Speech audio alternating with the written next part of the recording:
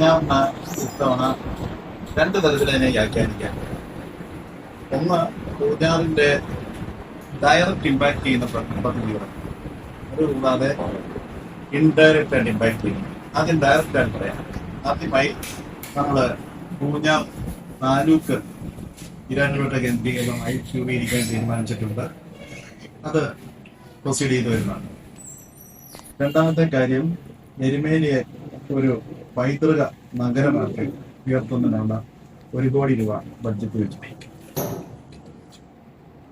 അതോടൊപ്പം എരുമേലിയെ ഏറ്റവും നല്ല പിൽഗ്രിം ടൂറിസം സെന്ററായിട്ട് ഉയർത്തുക എന്നുള്ളതാണ് ഈ ഗവൺമെന്റിന്റെ നയം.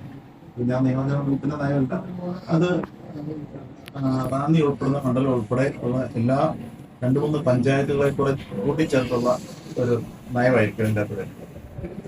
പിന്നെ വരുന്നത് നമ്മുടെ ഈരാറ്റുപേട്ടയുള്ള ട്രാഫിക് യൂണിറ്റ്, ഇതോടൊപ്പം മുണ്ടക്കയം താലൂക്ക് ആശുപത്രിയായിട്ട് ഉയർത്തുന്ന നടപടിക്രമങ്ങൾ, ഇതോടൊപ്പം ഈരാറ്റുപേട്ട ആശുപത്രിയെ അപ്ഗ്രേഡ് ചെയ്യുന്ന സംവിധാനങ്ങള്, അങ്ങനെ നിരവധി പദ്ധതികള് പൂഞ്ഞാർ നിയമമണ്ഡലത്തിൽ ഒരിക്കൽ പോലും ലഭിക്കാത്ത പദ്ധതികൾ ഇത്തവണ നമ്മുടെ ബഡ്ജറ്റിൽ ഉൾപ്പെടുത്തിയിട്ടുണ്ട്.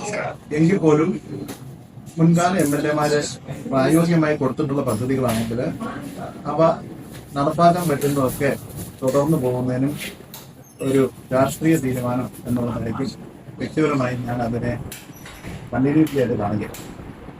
ഇത് കൂടാതെ പൂഞ്ഞാർ നിയോജകമണ്ഡലത്തിലും അതിനോടൊപ്പം നമ്മുടെ മൊത്തം കേരളത്തിലും വലിയ ഇമ്പാക്ട് ചെയ്യുന്ന ഒരു കാര്യമാണ് റബ്ബറിന് തറവില പ്രഖ്യാപിച്ചുകൊണ്ട് 250 രൂപ തറവില പ്രഖ്യാപിച്ചു. ഗവർണറുടെ നയപ്രഖ്യാപനത്തിന്റെ മറുപടിയായി ഞാൻ പറഞ്ഞതിൽ ആദ്യമായി പറഞ്ഞൊരു കാര്യമാണ് റബ്ബറിന് തറവില പ്രഖ്യാപിച്ചാലുള്ള വ്യത്യാസം. അതായത് ഇന്ന് ആവറേജ് വില ഉണ്ടായിരുന്ന 10 വർഷം 150 രൂപയാണ്. അത് 250 രൂപയാക്കും 100 രൂപ ഒരു കിലോയെ വ്യത്യാസം വരുമ്പോൾ ഇപ്പോൾ ഓൾറെഡി തനിയാൻ കൂടിയിട്ടുണ്ട്. അതായിക്കോട്ടെ, ഇനി താഴെയാണെങ്കിൽ 100 രൂപ വ്യത്യാസം വരുമ്പോൾ 7 ലക്ഷം ടൺ ഉൽപാദനമുള്ള 7000 കോടി രൂപയാണ് കർഷകരുടെ നഷ്ടം വരുന്നത്. ആ 7000 കോടി രൂപ ഡയറക്റ്റ് കർഷകരുടെ അഡീഷണൽ ഫണ്ടായിട്ട് എത്തുക. കഴിഞ്ഞ 10 വർഷം LDF-ന്റെ നയം എന്തായിരുന്നു? 1 രൂപ ഇല്ലാത്ത സപ്പോർട്ട് പ്രൈസ് ചെറുതായിട്ട് കൊടുത്തെങ്കിലും പിടിച്ചു നിർത്താൻ ശ്രമിച്ചിട്ടില്ല. അതുകൊണ്ട് 70,000 കോടി രൂപയാണ് 10 വർഷം കൊണ്ട് റബ്ബർ മേഖല മാത്രം പോയത്. അപ്പൊ അതൊരു പ്രധാന കാര്യം. രണ്ടാമത്, സമഗ്രമായ ഭൂപരിഷ്കരണം. ഇത് നമ്മുടെ സംസ്ഥാനത്തും നമ്മുടെ പൂഞ്ഞാർ ഉൾപ്പെടുന്ന, അല്ലെ കാഞ്ഞിരപ്പള്ളി ഉൾപ്പെടുന്ന, ഇടുക്കി ഉൾപ്പെടുന്ന മേഖലകളിൽ വലിയ മാറ്റത്തിന് കാരണമാകും. കാരണം ഇത്രയും കാലം 60 വർഷം പിന്നിട്ട പഴയ ലാൻഡ് റൂൾസ് കൊണ്ട് പലതരത്തിലുള്ള കാര്യം, പഴവർഗ കൃഷി ഉൾപ്പെടെ ഒരു തരം കൃഷികളും തോട്ടങ്ങളും ചെയ്യാൻ പറ്റാത്ത സാഹചര്യം. അതിൽ നിന്നൊക്കെ വിഭിന്നമായ ഒരു അടിയന്തരമായ പ്രാധാന്യത്തോടെ നടപടി ഗവൺമെന്റ് ഭാഗത്ത്. പിന്നെ ഉള്ളത് പൂഞ്ഞാറിനെ സംബന്ധിച്ച് വനാതിർത്തി പങ്കിടുന്ന കോരത്തോട്, മുണ്ടക്കയം, എരുമേലി പ്രദേശങ്ങൾ. ഈ പ്രദേശങ്ങളിലെ പൂർണ്ണമായും വന്യമൃഗം ശല്യം ഒഴിവാക്കുന്ന അടിയന്തര നടപടിയായിട്ട് മൊത്തം കേരളത്തിൽ അനുവദിച്ചിരിക്കുന്നതിനോടൊപ്പം തന്നെ ഫണ്ടുകൾ ഇവിടെ അനുവദിച്ചിട്ടുണ്ട്. അതിനുള്ള ഫെൻസിംഗ് ഉൾപ്പെടെ നടപടികൾ അതുണ്ടാവും. കൂടാതെ പട്ടയ വിഷയം പരിഹരിക്കുന്നതിനുള്ള പലതരത്തിലുള്ള പ്രശ്നങ്ങൾ. ബഫർ സോണിന്റെ വിഷയത്തിൽ ഒരു ഏഞ്ചൽ വാലി, മൊക്കംപെട്ടി പ്രദേശങ്ങളിൽ 22-ാം തീയതി മീറ്റിംഗ് വിളിച്ചിട്ടുണ്ട് ഫോറസ്റ്റ് മിനിസ്റ്ററുടെ നേതൃത്വത്തിൽ. ഇതോടൊപ്പം തന്നെ നമ്മുടെ മുണ്ടക്കയം പഞ്ചായത്തിലുള്ള, കോഴിക്കോട് പഞ്ചായത്തിലുള്ള ഗോത്രവർഗ മേഖലകളിലുള്ള പട്ടയവുമായി ബന്ധപ്പെട്ട കാര്യങ്ങൾക്കും അടിയന്തരമായി നടത്തിയിട്ടുണ്ട്. നഴ്സിംഗ് കോളേജ് പ്രപ്പോസൽ വെച്ചിട്ടുണ്ട്. പിന്നെ ശബരി എയർപോർട്ടിന് 3 കോടി രൂപ മാത്രമേ വകവയ്ക്കുള്ളൂ. അത് പ്രാരംഭ നടപടികൾക്ക് വേണ്ടിയുള്ള ഒരു സംവിധാനം എന്നുള്ളതേ ഉള്ളൂ. കാരണം അതിന്റെ കുറച്ച് ലീഗൽ ഇഷ്യൂസ് കൂടെ ഇമ്മീഡിയറ്റ് ആയിട്ട് സെറ്റിൽ ചെയ്യേണ്ടതായിട്ടുണ്ട്. അതിനുശേഷം കൂടുതൽ ബഡ്ജറ്റ് തീർച്ചയായിട്ടും. ശബരി റെയിൽവേയും അധികം ശബരി റെയിൽവേയും കുറച്ച് ഇഷ്യൂസ് ഉണ്ട്, സ്റ്റേറ്റും സെൻട്രലുമായിട്ടുള്ള.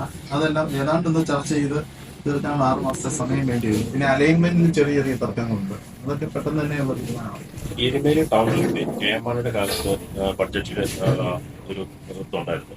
എരുമേലി ടൗൺഷിപ്പിൽ അതിനെക്കുറിച്ച് അത് നേരത്തെ ബഡ്ജറ്റിൽ ഉണ്ടായിരുന്ന കാര്യമാണ്. അത് വലിയ ഇമ്പോർട്ടന്റ് ആയിട്ട് ഇപ്പം വന്നിട്ടില്ല. നമ്മൾ ഉദ്ദേശിക്കുന്നത് എരുമേലി ഒരു സമഗ്ര പ്രോജക്ട് റിപ്പോർട്ടായിരിക്കും. ശബരിമലയുമായി ലിങ്ക് ചെയ്തുള്ള പ്രോജക്ട് റിപ്പോർട്ട്. എരുമേലിയുടെ പ്രാധാന്യം അതാണ്. പിന്നെ മതേതരത്വത്തിന്റെ ഒരു വലിയ സെന്ററാണ് എരുമേലി. അതെല്ലാം ഒരു വലിയ നമ്മുടെ രാജ്യത്തിന് മാതൃകയാകേണ്ട ഒരു ടൗൺഷിപ്പാണ്. അപ്പൊ ആ ടൗൺഷിപ്പിനെ ആ ലെവലിലേക്ക് കൊണ്ടുവരിക എന്നുള്ളതാണ്. അമ്പലപ്പുഴ പത്തുങ്കൽ ഒരു സർക്യൂട്ട് പ്രൊപ്പോസൽ വന്നിട്ടുണ്ട്. അത് എരുമേലിലോട്ട് എക്സ്റ്റെൻഡ് ചെയ്യാൻ ശ്രമിക്കും. എരുമേലിയിലോട്ടുള്ള എക്സ്റ്റെൻഡ് ചെയ്യാൻ അത് ഡിസ്കഷൻ കൊണ്ടുവരേണ്ട കാര്യം. അത് എരുമേലി കാരണം മറ്റുള്ളൊരു പിൽഗ്രിം ടൂറിസം പോലെ അല്ല.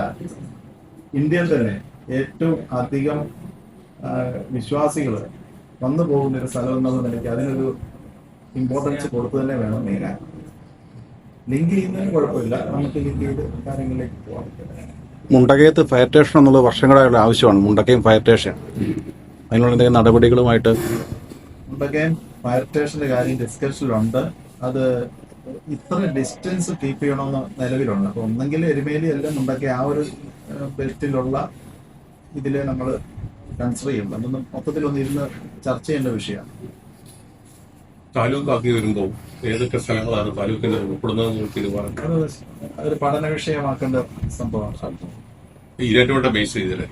പൂഞ്ഞാർ താലൂക്ക് ഈരാറ്റുപേട്ട ബേസ് ബേസ് ചെയ്ത് മുണ്ടക്കത്തെ ഒരു സിവിൽ സ്റ്റേഷന്റെ കാര്യം നേരത്തെ അതൊരു പ്രപ്പോസൽ ഇതുവരെ വന്നിട്ടില്ല. വന്നിട്ടില്ല. താലൂക്ക് ആസ്പദമാക്കി വരുമ്പോൾ പിന്നെ അതിൻ്റെതായ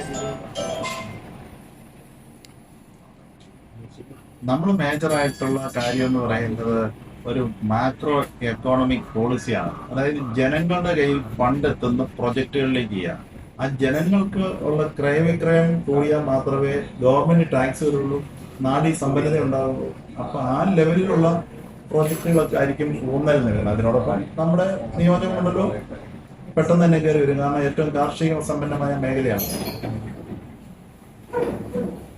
നമ്മുടെ ഇരിയാറ്റ് ഡിപ്പോ എന്നുള്ള 2 വണ്ടി KSRTC ഒന്ന് കൂട്ടിക്ക് പൊയ്ക്കൊണ്ടിരുന്നതും ഒന്ന് കോഴിത്തോട് പൊയ്ക്കൊണ്ടിരുന്നതും 5 വർഷമായിട്ട് മുണ്ടക്കയം കൊണ്ട് ട്രിപ്പ് നിർത്തുവാണ്. ആ ബസ്സുകൾ പുനരാരംഭിക്കുകയാണെങ്കിൽ കൂട്ടിക്ക് പഞ്ചായത്തിലെയും നമുക്കത് മൊത്തത്തില് KSRTC വിഷയത്തിലാണ് നിലവിൽ. ഇപ്പം സ്ത്രീ ജനങ്ങൾക്കുള്ള സൗജന്യ യാത്രയ്ക്ക് 60 കോടി രൂപ കൊടുത്തിട്ടാണ് KSRTC ഇന്നലെ ബഡ്ജറ്റ് നിങ്ങൾ കേട്ടിട്ടുണ്ടാകും. ഇവിടെ പല ബസ്സുകളും കഴിഞ്ഞ കാലങ്ങളായി തന്നെ നിർത്തിക്കൊണ്ടിരിക്കുക. അപ്പൊ ആ ഓരോ സ്റ്റേഷനുകളിലും ഉള്ള അവരുമായിട്ട് സംസാരിക്കുകയും ഇതിനോടൊപ്പം പല KSRTC ബസ്സുകളും പല സ്റ്റേഷനുകളും ലിങ്ക് ചെയ്തായത് ഇപ്പോൾ കിടക്കും. അതിനെക്കുറിച്ച് നന്നായി ഒന്ന് പഠനം നടത്തി പറ്റുന്ന എത്രയും റൂട്ടുകൾ പബ്ലിക് ട്രാൻസ്പോർട്ട് കീപ്പ് ചെയ്യേണ്ട അല്ലെ ആളുകൾക്ക് സൗകര്യപ്രദമായി യാത്ര ചെയ്യാൻ പറ്റുന്നതിലെ പ്രാധാന്യം കണക്കിലെടുത്ത് അതിന്റെ തീരുമാനം ഉണ്ടാകും.